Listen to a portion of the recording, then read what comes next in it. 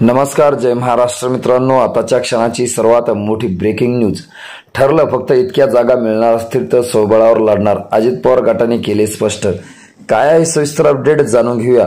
महायुतीमध्ये बिघाडी होण्याची शक्यता निर्माण झाली आहे, कारण राष्ट्रवादी काँग्रेस अजित पवार गट स्वतंत्र लढण्याची भाषा करू लागला आहे। राष्ट्रवादी काँग्रेस प्रवक्ते अमोल मिटकरी यांनी स्वबळाची भाषा केली आहे।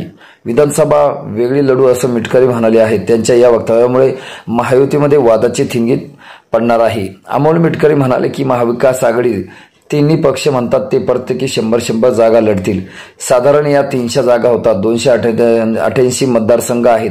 लोकशाहीमध्ये बाबासाहेब आंबेडकरांनी निवडणूक लढवण्याचा अधिकार प्रत्येकाला दिला आहे। त्यामुळे 100चे ताणून धरलं वेगळंच लढावं लागेल। मला वाटतं महायुतीमध्ये आम्हाला 55 जागा मिळत असतील तर आम्ही समाधानी राहणार नाही आणि आम्ही समाधानी देखील राहायला नाही पाहिजे, असं अमोल मिटकरी यांच्या वक्तव्यामुळे महायुतीमध्ये थिंगी पडण्याची शक्यता आहे। याआधीही अमोल मिटकरी यांनी महायुतीमध्ये नेत्यांना नाराज करण्याची वक्तव्य केली आहे। त्यांच्या या नव्या वक्तव्यामुळे नाराजीने आणखी भर पडू शकते। विशेषतः शिंदे गटाचे नेते यावर तिखट प्रतिक्रिया देऊ शकतात। त्यामुळे शिंदे गटाकडून याला कसा प्रतिसाद दिला जातो हे पाहावं लागेल। मित्रांनो, तुम्हाला काय वाटतं? तुमची प्रतिक्रिया आम्हाला नक्की कळवा। भेटूया पुढच्या व्हिडिओमध्ये। तुर्तास धन्यवाद।